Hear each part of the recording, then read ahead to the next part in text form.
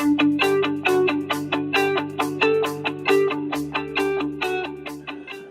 want to thank you for joining us for another episode of Marking the Times. My family and I have been in Ruidoso, New Mexico the last couple of weeks and kind of getting away, some refreshment and the cool weather. And so it was wonderful to get away, but it's always good to be back, as you know. And it's great to be back here with you as we answer questions you all send in on our Facebook page, but also bring regular updates about things that are happening in our world that are significant to Bible prophecy, to the prophetic scenario that God's laid out for us in Scripture. And many of you, I'm sure, have already heard in the news. This is a very historic day for the modern state of Israel, and I think it's a very significant day also for those of us who are looking for the coming of Jesus Christ. I have here in my hands a copy of an article, and it just appeared in the Jerusalem Post. And again, you'll hear about this all in all the news outlets. But the title says, Israel and UAE, that is the United Arab Emirates, reach historic peace deal.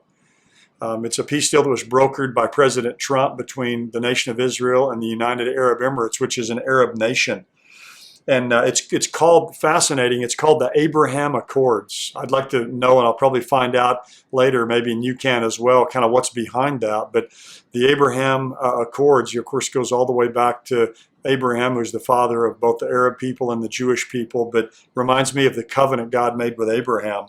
But the article says this: Israel and the UAE agreed to full normalization of relations in a phone call with U.S. President Donald Trump on Thursday, marking the first peace treaty between Israel and an Arab country in 25 years.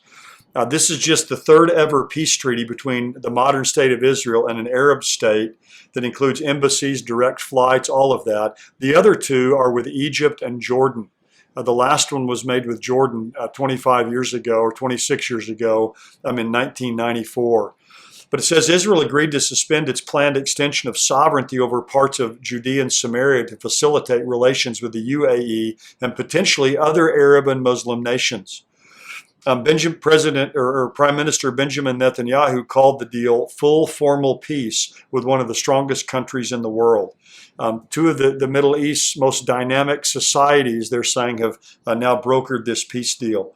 In the Oval Office, President Trump alluded to many more countries in the region normalizing ties with Israel, and some very exciting things, including ultimately with the Palestinians, although they immediately rejected this.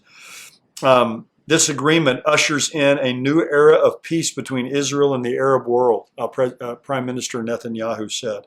And sources in Washington and Jerusalem said the Trump administration is in talks with other Gulf states to reach normalization agreements with Israel. Now, it's important to remember in all this, Prime Minister Netanyahu emphasized he did not and will not remove sovereignty from the agenda. I will never give up our right to our land. So he obviously reserves that. But what's significant about this, and many of you who know Bible prophecy understand and realize that the event that starts the 7-year tribulation period is the signing of a peace treaty with Israel and a coming ruler known as the Antichrist.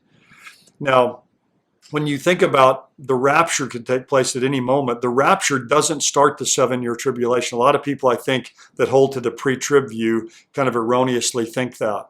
Now, the rapture can happen at any moment, and sometime after that, that 7-year tribulation will start when a coming world ruler makes a covenant with Israel, some kind of a peace agreement. Now, we see that in Daniel 9:27, so let me just read that verse for us.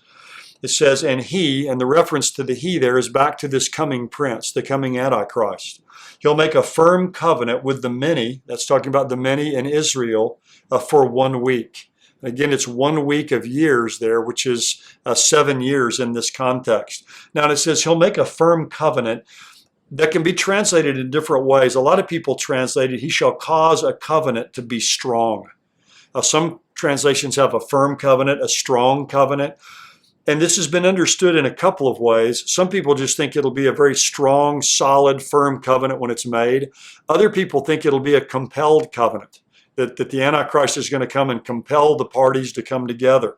Others believe that this could mean that it's going to be a firm covenant. He's going to make a covenant strong that already exists. So something like what we're seeing today could be the beginnings of a covenant that the Antichrist then will come along and will make strong. Leon Wood, in his commentary on Daniel, says it's some kind of non-aggression treaty recognizing mutual rights. And that's exactly what we see with this treaty between Israel and the UAE, what they already have with Egypt, what they have with Jordan as well. Also, you go over to Revelation chapter 6, verses 1 and 2, the rider on the white horse there, which I believe is the Antichrist. He's going to come forth and bring some kind of peace on the earth, I think globally. But initially, it will start with this treaty with the nation of Israel. So there's a time of pseudo-peace that's ultimately coming for Israel and the land. And of course, that's kind of the one thorny problem out there that people have trying to solve forever.